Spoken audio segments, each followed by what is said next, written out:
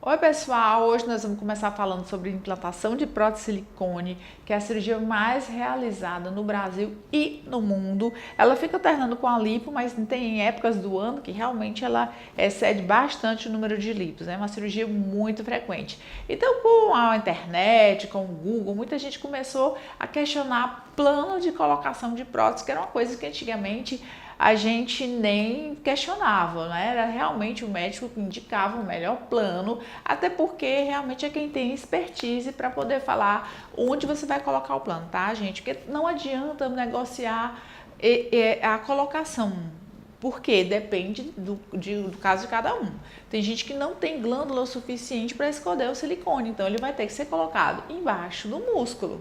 Tá? É uma coisa que não tem muita negociação. Por mais que você diga, porque a minha amiga colocou embaixo do músculo, ela achou que doeu muito e tal, a gente coloca de acordo com a necessidade, tá? Por exemplo, aqui, ele tá embaixo do músculo, olha só o músculo aqui, ele fica totalmente isolado, a prótese fica totalmente isolada da glândula. Qual a vantagem disso? A vantagem é que ele vai ficar mais escondido se for aquela pessoa bem magra, que realmente não tenha nada de glândula, que tenha só a areola, que você pega na mão, ela não faz nem 2 centímetros de pega.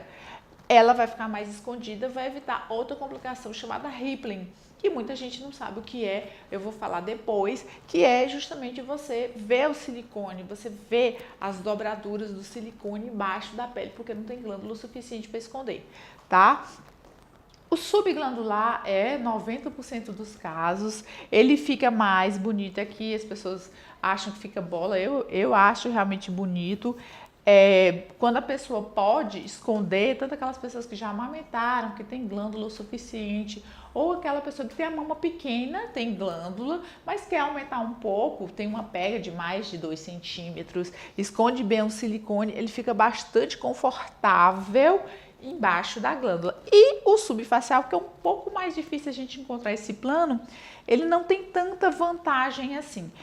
Para colocar no subfacial, eu prefiro fazer um dual plane, que seria metade embaixo do músculo, metade embaixo da glândula, que é bem interessante, porque você consegue proteger o silicone e ao mesmo tempo você consegue que ele fique com aquele polo inferior mais redondinho, porque às vezes a gente coloca totalmente a glândula dentro do músculo, ela fica um pouco congelada, ela fica um pouco mais lá em cima, você realmente pode ter esse problema.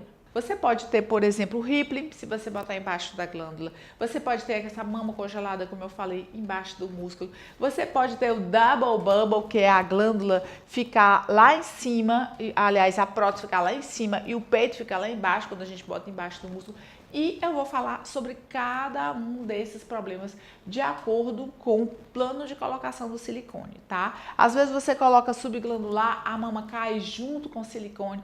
O que vocês têm que entender em relação à prótese de silicone, ela não tem gancho, você não pode parafusar, ela vai descer de acordo com a pele, de acordo com a consistência da pele, de acordo com a consistência do músculo, ou às vezes ela pode congelar se você colocar embaixo do músculo.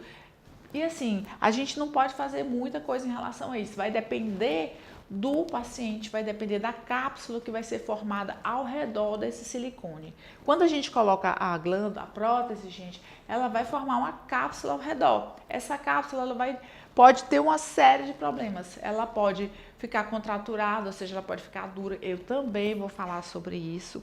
Tá? Ela pode ficar bem fininha e não sustentar nada e descer junto com a pele, se a paciente, por exemplo, amamentar ou ficar engordando, emagrecendo, tá? Então, quando você vai colocar o silicone, o que você tem que ficar uma coisa que tem que ficar bem clara na sua cabeça é que o silicone ele se comporta às vezes de uma maneira que a gente não gostaria. Fica lindo no começo, pode evoluir com contratura, ele pode cair por causa do peso, ele pode contraturar, ele pode ficar lá em cima e a glândula descer, o peito descer. A maioria das vezes fica excelente, a maioria das vezes fica muito bom, mas depende muito do organismo de cada um, entendeu? Então, assim, você bota o silicone, você tem que estar preparado para qualquer tipo de intercorrência que possa acontecer, tá bom, gente? Tem que ficar bem claro, bem estabelecido na cabeça de vocês isso, ok? Mas de uma maneira geral, o silicone é lindo, é maravilhoso e todo mundo fica feliz quando coloca, viu, gente? Um beijão.